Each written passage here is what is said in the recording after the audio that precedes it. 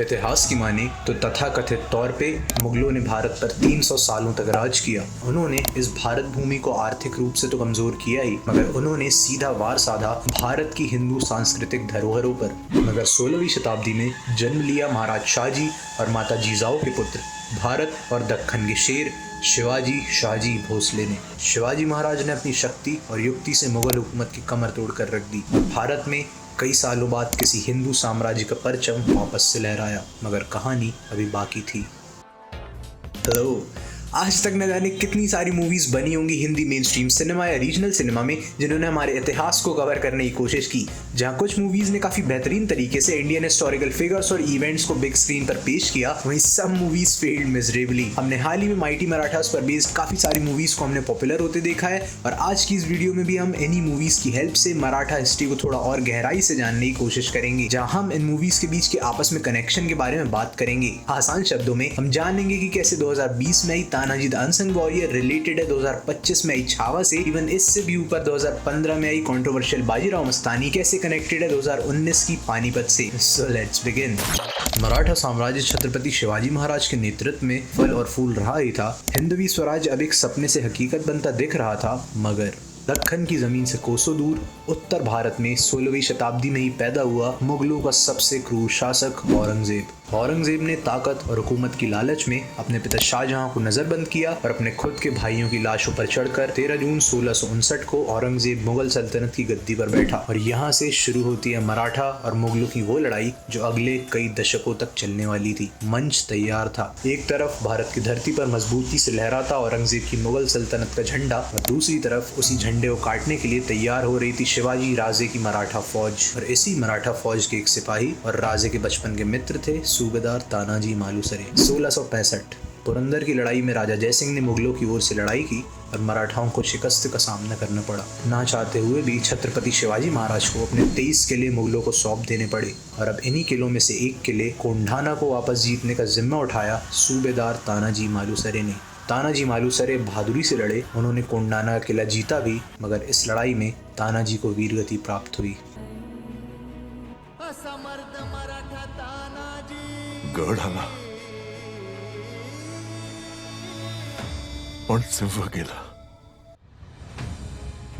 अब तक की कहानी बेस्ड थी उन इवेंट्स पर जो 2020 में आई तानाजी द अनसंग वॉरियर में भी दिखाए गए थे। अब आगे बात करते हैं कि तानाजी की मृत्यु के बाद क्या हुआ। कोंढाना को दक्खन में मुगलिया सल्तनत की राजधानी बनाने का औरंगजेब का सपना मिट्टी में मिल गया, और कुछ समय के लिए ही सही औरंगजेब की नजर दक्खन से हट गई। 16 मई 1657 शिवाजी राजे और सईबाई के पुत्र संभाजी राजे शिवाजी राजे भोसले का जन्म होता है। अपने पिता की तरह देशभक्ति में कर्मठ, विद्वान और वीर योद्धा संभाजी स्वराज की गूंज को पूरे भारतवर्ष में फैलाने में लग जाते हैं। यहाँ शिवाजी महाराज के नेतृत्व में मराठा साम्राज्य और ज्यादा विशाल होता जाता है। हिंदवी स्वराज्य की लहर मुगलों के कानों में मानो चुभने लगती है कि अचानक मराठाओं के भगवान का हाथ उनके सिर से हमेशा के लिए उठ जाता है। हे हिंदवी स्वराज्य व्हावे ही श्रींची इच्छा शंभू। 16 जनवरी 1681 संभाजी राजे मराठाओं के छत्रपति बनते हैं और दक्खन में मुगलिया सल्तनत के कई मुख्य शहरों पर हमला करते हैं, और यही वजह भी बनती है औरंगजेब के दिल्ली छोड़कर दक्खन आने की। मुगल जो पहले से ही एक मजबूत स्थिति में थे, अपने सबसे बड़े दुश्मन की मृत्यु से और शक्तिशाली हो गए, और औरंगजेब जो किसी मौके की ताक में ही बैठा था, शिवाजी महाराज की मृत्यु की खबर लगते ही निकल पड़ा दक्खन की धरती पर अपना परचम फहराने। मगर उसे क्या पता था, शेर नहीं रहा, लेकिन छावा अभी भी जंगल में घूम रहा है। संभाजी ने 9 सालों में 120 से ज्यादा लड़ाइयां लड़ी और उनमें से एक भी नहीं हारे, मगर अंत में उनके अपनों ने ही उनके खिलाफ साजिश की और संगमेश्वर में मुगलों के हाथों संभाजी महाराज और उनके साथी कवि कलश पकड़े जाते हैं। औरंगजेब ने उन्हें 40 दिनों तक प्रताड़ित किया। उनके नाखून निकाले गए, उनकी खाल खींच ली गई, उनकी जबान तक को काट दिया गया, और ऐसे ही संभाजी महाराज को वीरगति प्राप्त हुई। भाई साहब जी शंभू। शंभू राजे की मृत्यु औरंगजेब के लिए एक और बड़ी जीत थी। मराठा वापस से कमजोर हो चुके थे और अब उनके पास स्वराज का मार्गदर्शन करने कोई चेहरा नहीं बचा था। यहाँ पर हमने बात की कैसे छावा और तानाजी आपस में काफी ज्यादा इंटरकनेक्टेड हैं, सिंस दोनों मूवीज में हो रहे हिस्टोरिकल इवेंट्स ऑलमोस्ट एक दूसरे के पैरेलल चल रहे थे। बट अब आएगा एक बड़ा टाइम जंप और छत्रपति से हम पहुंच जाएंगे पेशवाओं के समय में, जो हमारी कहानी का आखिरी हिस्सा भी है। शिवाजी महाराज और संभाजी महाराज की मृत्यु के बाद शिवाजी राजे के छोटे बेटे राजा राम मराठाओं के छत्रपति हुए, मगर उन्हें भी औरंगजेब के मुगलों के हाथों वीरगति प्राप्त हुई। आगे चल के संभाजी महाराज के पुत्र शिवाजी संभाजी राजे भोसले, जिन्हें शाहू प्रथम नाम से भी जाना जाता है, मराठाओं के छत्रपति बनते हैं। साल था 1707 जब मुगलिया सल्तनत का सबसे क्रूर शासक औरंगजेब अपनी आखिरी सांसें लेता है। औरंगजेब आया तो था दक्खन जीतने और पूरे भारत पर मुगलिया परचम लहराने, मगर ऐसा कभी हो न सका और औरंगजेब इसी दक्खन की धरती पर मारा गया। काश हमारी एक औलाद संभा जैसी होती। हिंदुस्तान क्या दुनिया मेरी होती।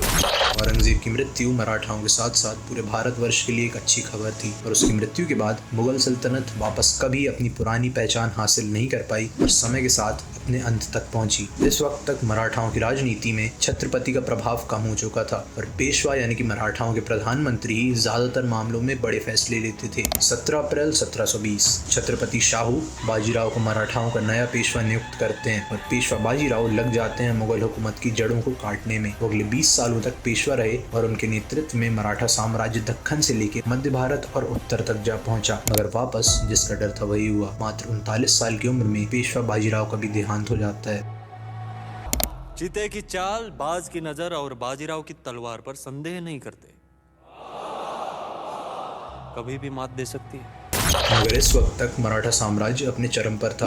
पेशवा बाजीराव के बाद बालाजी बाजीराव, जिन्हें नाना साहेब नाम से भी जाना जाता है, उन्हें नया पेशवा बनाया जाता है और उनके नेतृत्व में भी मराठा साम्राज्य खूब फूलता फलता है। 14 जनवरी 1761 पानीपत की तीसरी लड़ाई लड़ी जाती है, जहां पर पेशवा बालाजी बाजीराव के साथ सदाशिवराव भाऊ सामना करते हैं अहमद शाह अब्दाली और शुजा उद्दौला की अफगानी फौज का। अफगानी फौज मराठा फौज से कई गुना बड़ी और शक्तिशाली थी, उनके पास कई बेहतर हथियार थे और इसीलिए इस लड़ाई में मराठाओं को हार का सामना करना पड़ा। इस लड़ाई में सदाशिवराव भाऊ वीरगति को प्राप्त होते हैं और उसके कुछ समय बाद नाना साहेब का भी देहांत हो जाता है और इसी के साथ मराठा साम्राज्य भी अपने पतन की ओर बढ़ता है। जल्द ही भारत में अंग्रेजी हुकूमत तेजी से बढ़ती है और मराठा और मुगल साम्राज्य 18वीं शताब्दी के अंत तक खत्म हो जाते हैं।